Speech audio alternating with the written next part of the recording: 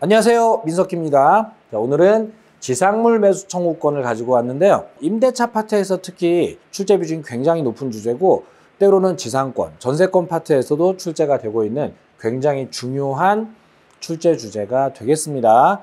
자, 이 지상물 매수 청구권 문제를 풀 때 간단하게 접근해 보면 웬만하면 인정된다 이렇게 기억하시고, 자, 지상물 매수 청구가 안 되는 상황 딱 두 가지만 기억하시면 돼요. 당분간 클래스. 이 지상물 매수 청구권은 지상, 토지상에 있는 물건을 매수 청구, 사라고 요청하는 권리가 되겠고요. 철거 방지를 위해서 만들어진 강행 규정입니다. 자, 우리 민법에 철거 방지 제도가 많이 있는 건 알고 계시죠? 자, 법정 지상권, 법정 저당권, 지상물 매수 청구권, 일괄 경매 청구권 다 철거 방지 제도들이에요.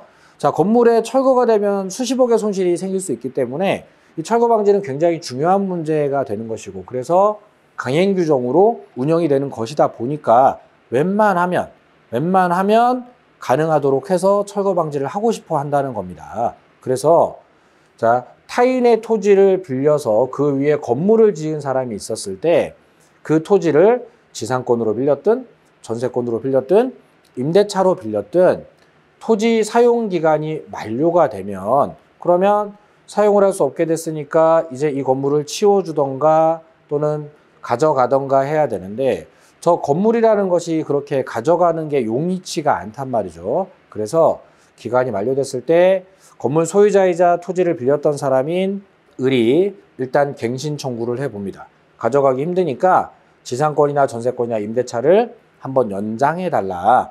자, 그런데 땅 주인이 연장해주기 싫으면 이건 거절을 할 수 있겠죠. 싫을 수 있으니까요. 자, 근데 이게 거절이 됐을 때 토지 건물 소유자가 달라진 상태로 남아버리고 토지 사용 권리가 없어지니까 이 건물이 철거의 위험에 놓였다는 겁니다. 자, 이 건물이 철거되지 않게 하려면 토지와 건물의 소유자를 맞춰주는 수밖에 없겠고, 그래서 자, 이제 을은 갱신을 거절당했기 때문에 건물을 사라고 매수를 청구하게 되고, 이 부분을 땅 주인이 거절할 수 없게 만들어서 건물을 사게 만드는 제도, 이걸 지상물 매수 청구권이라고 합니다. 그래서 자, 토지의 소유자가 갑이 건물을 사서 토지 건물 소유자가 동일하게 맞춰지도록 함으로써 철거 방지를 하는 이런 제도라는 겁니다. 자, 이렇게까지 하면서 매수 청구를 허용하고, 그리고 만약 사기 싫으면 갱신을 선택하면 되는 거고요. 땅 주인은 또 사더라도 비싸게 사라는 게 아니라 그냥 시세대로 사라는 거니까 샀다가 또 팔 수도 있는 문제고, 땅 주인에게는 큰 피해가 가지 않기 때문에 웬만하면 받아들이라고 되어 있는 겁니다. 철거 방지하고 좋잖아. 땅 주인은 피해가 별로 없으니까. 자, 이렇게 돼 있는 제도예요. 자, 그래서 자, 웬만하면 가능해요. 갑이 소유하는 토지에 을이 건물을 지을 때 나중에 내가 매수 청구 안 할게 라는 특약을 했더라도 강행 규정 위반으로 무효이기 때문에 결국은 매수 청구가 가능해집니다. 임대인이 해지 통고를 하면, 땅 주인이 임대차 계약 해지 통고 같은 걸 하면 이미 땅 주인이 갱신을 거절한다는 말을 했기 때문에 갱신 청구를 안 하고도 매수 청구가 또 가능하다는 거예요.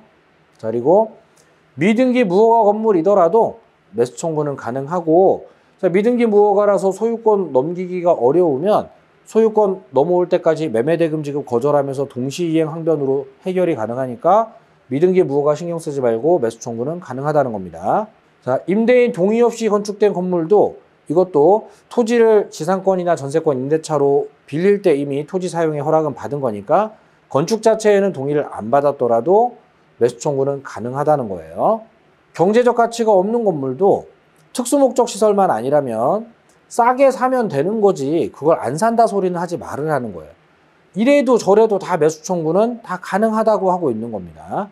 저당권이 설정된 건물도 저당권 말소하고 소유권 이전하면 되니까 저당권을 핑계로 안 산다고 하지 말고 다 사라는 거예요. 웬만하면 된다는 겁니다. 시험에 나오는 판례들은 다 웬만하면 매수 청구 가능해요. 그런데 웬만하면 가능한 철거 방지 제도인 지상물 매수 청구가 안 되는 경우가 두 가지 있어요.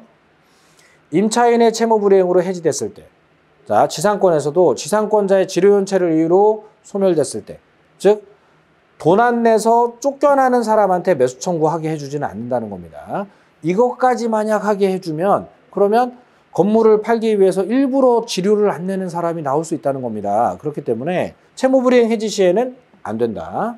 두 번째, 자, 토지 두 가지 토지에 걸쳐서 건립된 건물은 전부 다 매수 청구하면 안 돼요.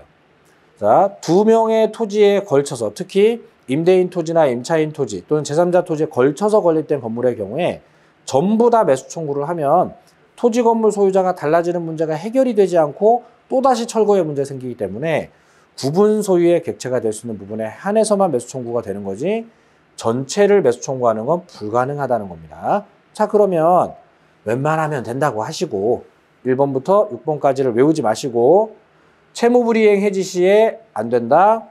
걸쳐서 건립된 건물 전부 다 매수 청구는 안 된다.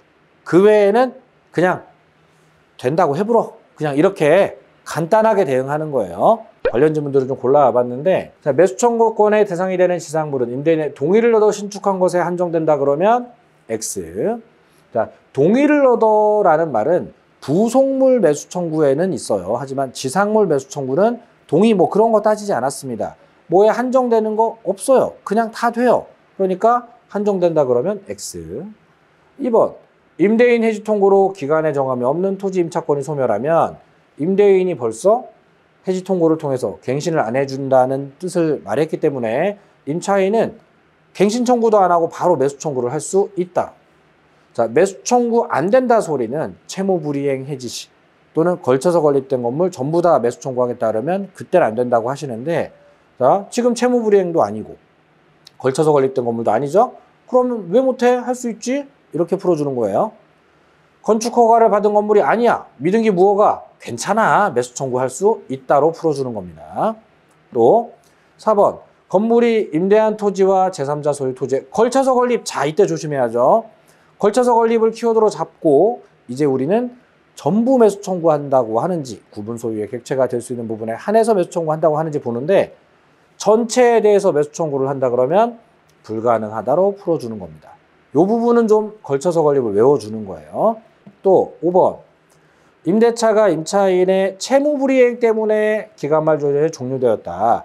돈 안 내서 쫓겨났다. 그러면 매수 청구를 할 수가 없다가 되고, 매수 청구 안 되는 4번, 5번 지문은 30회, 34회 때 연속적인 출제.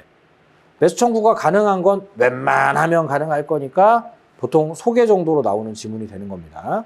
자, 그리고 특별한 사정이 없는 한 미등기 무허가 건물이라도 매수 청구권이 가능하겠다도 34회 또 출제가 있었네요. 자, 그러니까 자, 지상물 매수 청구권 문제는 가능한 것들을 외우는 게 아니라 불가능한 것들 딱 두 가지만 외우고, 자, 두 가지 뭐였죠? 채무불이행으로 해지됐을 때 지상물 매수 청구는 불가능하다.